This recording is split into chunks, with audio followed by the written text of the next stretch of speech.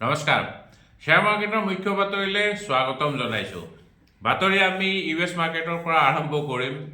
আৰু ইউএছ মাৰ্কেটত আজি একো আপডেট নাই কাৰণ কালি ইউএছ মাৰ্কেট বন্ধ আছিল থেংকস গিভিং ডেৰ কাৰণে বন্ধ আছিল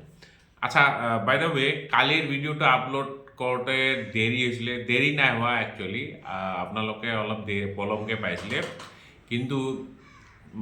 এনে আপলোডটো টাইমতে কৰা হৈছিলে মই অলপ ক্লাৰিফিকেশ্যন দিওঁ কালিৰ কি হ'ল সো মই ৰেগুলাৰ টাইমতে আপলোড কৰি পেলাই মই গুচি গ'লোঁ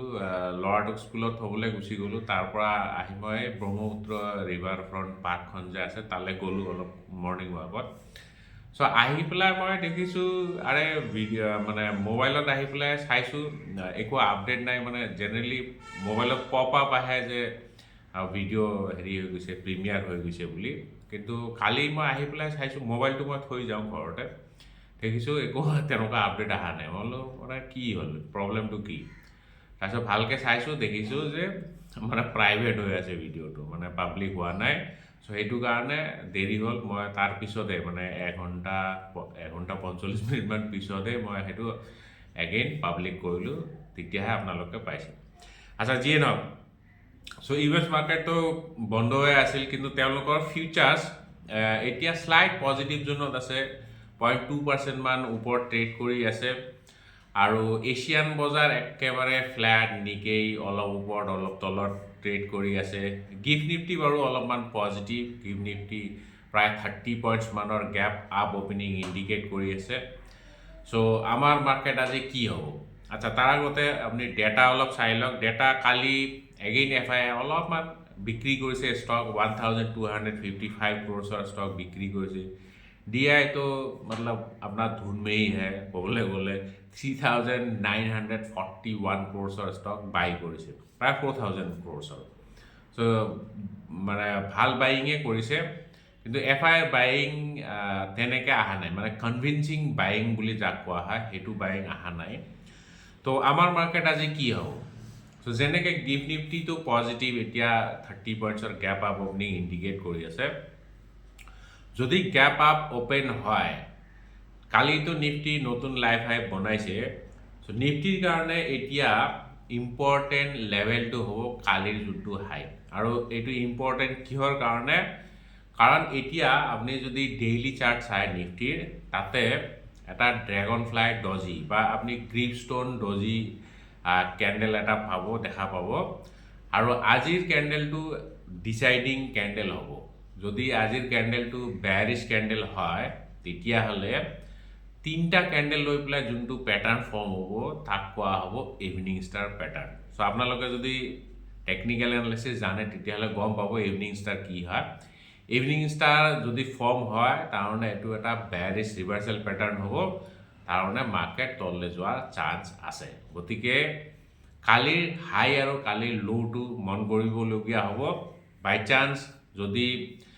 তলত ক্লোজিং দেখায় তেতিয়াহ'লে evening star candlestick pattern form হ'ব আৰু কালিৰ হাইটো যদি ব্ৰেক কৰে তেতিয়াহ'লে নতুন লাইভ হাইৰ পিনে গুচি যাব তেতিয়া মাৰ্কেট এগেইন বুলিছ হ'ব পাৰে গতিকে আজিৰ ডিচাইডিং কেণ্ডেল হ'ব আজিৰ কেণ্ডেলটো ইম্পৰ্টেণ্ট হ'ব মন কৰিবলগীয়া হ'ব মোৰ লাগিছে আজি অলপমান ছাইডৱেজ হ'ব আৰু এনেও ফ্ৰাইডে মাৰ্কেট অলপমান কনচলিডেশ্যন ফেজতে থাকে অলপ ইফাল সিফাল কৰি অলপ এলেহুৱা আৰু weekend thank God it's Friday এনেকুৱা ধৰণৰ আৰু আজিতো GDPৰ নাম্বাৰ আহিব Q2 GDPৰ নাম্বাৰ আহিব 7.2%ৰ GDP গ্ৰ'থ অনুমান কৰা হৈছে যদি তেনেকুৱা হয় তেতিয়াহ'লেতো ঠিক ঠাক আৰু এষ্টিমেটেড যদি হয় আৰু এষ্টিমেট কৰা মতে ভালে হ'ব আৰু আজি বন্ধন বেংকৰ ষ্টকটো অলপ মন কৰিব লাগিব কাৰণ বন্ধন বেংকৰ NPA নন পাৰফৰ্মিং এছেট আৰু ৰিটাৰ্ণ অফ এছেটবিলাকৰ আজি বিক্ৰী হ'ব অকশ্যন হ'ব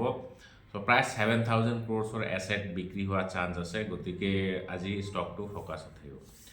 চ' আমি এতিয়া আদাৰ ষ্টক অলপমান চাই ল'ম কোনবিলাক ষ্টক আজি নিউজত থাকিব পাৰে তাৰ আগতে মই দুটামান কুৱেৰি লৈ লওঁ কুৱেৰি কেইটামানতো আহিছে চাই ল'ম অ'কে এজনে লিখে এঞ্জেল ওৱান এপত ডেট ফাণ্ডত STP কৰা এটা ভিডিঅ' লাগিছিল এঞ্জেল ওৱানত এতিয়ালৈকে STP কৰা সুবিধাটো নাই গতিকে যদি এঞ্জেল 1ত থ্ৰু দি আপুনি ইনভেষ্ট কৰিছে মিউচুৱেল ফাণ্ডত তেতিয়াহ'লে STP কৰিব নোৱাৰিব ফৰ দ্য টাইম বিং নাই হয়তো পিছলৈ এইটো ফেচিলিটি আনিব পাৰে বাট এতিয়ালৈকে তেনেকুৱা হোৱা নাই এই কোৱেশ্চনটো সুধিছিলে লোহিত বৰা ওকে বিকাশ নেওগ শক্তি পাম্প ষ্টকটো এবাৰ চাই দিব ল'ব পাৰিবনে লং টাৰ্ম ওকে শক্তি পাম্পটো বহুত পপুলাৰ ষ্টকে হয় প্ৰায় শুনিয়ে থাকোঁ শক্তি পাম্প SH ওকে শক্তি pump okay small cap company হয় 21 P ট্ৰেড কৰি আছে এতিয়া আৰু যদি হিষ্টৰিকেল চাই ভাবে 185 127 ষ্টকটোতো দেখাত অলপমান ভালেই লাগিছে 55ৰ আৰু CE 42 ROE return on asset interest coverage ratio' প্ৰায় 13 মানে ক'বলৈ গ'লে ওকে ভালে চেলছ গ্ৰ'থ হৈছেনে নাই EPS growth sales growth okay কোম্পানীটো দেখাততো বেয়া নাই লগা চব ফালৰ পৰা অলপ ভালে দেখা পাইছোঁ কেছ ফ্ল'ৰ ভিতৰত ওকে কোম্পানী এক্সপাণ্ড কৰি আছে ইনভেষ্ট কৰি আছে ফিক্সড এছেডো বহুতখিনি কিনিছে ওকে ৰিটেইল পাৰ্টিচিপেশ্যন বহুত বেছি পপুলাৰ হৈছে অলপ ষ্টকটো প্ৰায় 2.5 লাখ মানে ৰিটেইল পাৰ্টিচিপেণ্টছ গতিকে 44,000ৰ পৰা 2.5 লাখ বহুত বাঢ়িছে যোৱা 2-3 বছৰত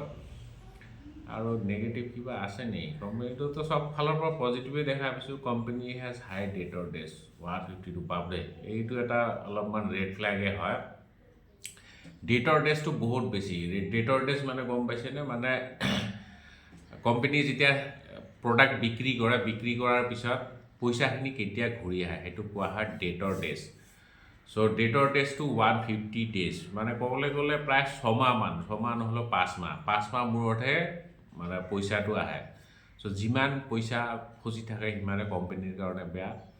টাইম ইজ মানি বুলিতো কোৱা হয় চ' সেইটো আৰু নেগেটিভ বাকী আদাৰৱাইজটো ষ্টকটো ভালেখিনি কাৰেকশ্যন দেখাইছে 1400ৰ পৰা এতিয়া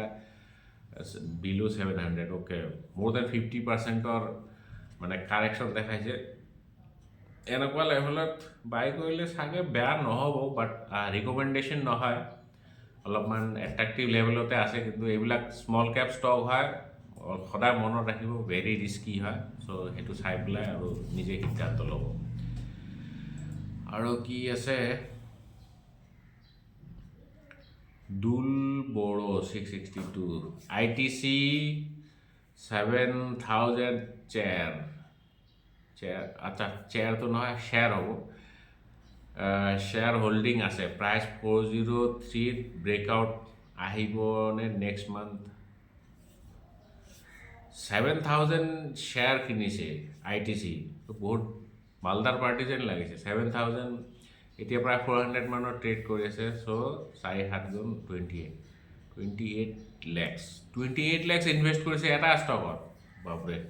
ধনী মানুহ যেন লাগিছে চ' যদি সঁচাকৈ তেনেকুৱা হয় তেতিয়াহ'লেতো মোৰ মতে ভুল ডিচিশ্যন হয় ITCত ইমান পইচা সোমাব নালাগিছিল ITC kind of fixed deposit হয় বহুত দিন পইচা এনে তাত সুৰক্ষিত হৈ থাকিব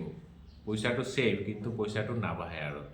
kind of FD type return পাব আৰু ডিভিডেণ্ড পাই থাকিব মাজে মাজে কিন্তু মোৰ মতে ইমান ডাঙৰ কেপিটেল একেটা শ্বেয়াৰতে এল'কেট কৰা ঠিক নাই হোৱা তাকো মানে একদম মানে এলেহুৱা ষ্টক এটা আছে ITC আপুনি যোৱা 10-12 বছৰৰ মানে ডেটা খুলি পেলাই চাব ৰিটাৰ্ণ দিয়া নাই একেটা লেভেলতে ফচি আছে মোৰ মতে এইটো সিদ্ধান্তটো ইমান ঠিক নাই হোৱা আচ্ছা যিয়ে নহওক এতিয়া আমি ষ্টক স্পেচিফিক নিউজ চাম আদানী এণ্টাৰপ্ৰাইজ তেওঁলোকৰ যোনটো হোলি অ'ন ছাবচিডিয়াৰী আছে আদানী ডিফেন্স আৰু এটা কোম্পানী প্ৰাইম এৰো ছাৰ্ভিচেছ তেওঁলোকে এটা এগ্ৰিমেণ্ট চাইন কৰিছে আৰু দুইটা পাৰ্টি মিলিয়ে ফ্লাইট চিমুলেশ্যন টেকনিক চেণ্টাৰ এটা আছে মানে এটা কোম্পানী আছে যোনে ফ্লাইট চিমুলেশ্যন কৰে আৰু মেইনলি তেওঁলোকে ট্ৰেইনিং প্ৰভাইড কৰে ফ্লাইট চিমুলেট কৰি পেলাই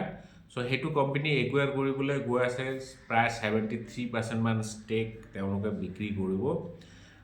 কোম্পানীটোৰ যদি আপুনি এণ্টাৰপ্ৰাইজ ভেলু চাই 820 crore সো গতিকে আদানী এণ্টাৰপ্ৰাইজ আজি ফ'কাছত থাকিব ডিফেন্সটো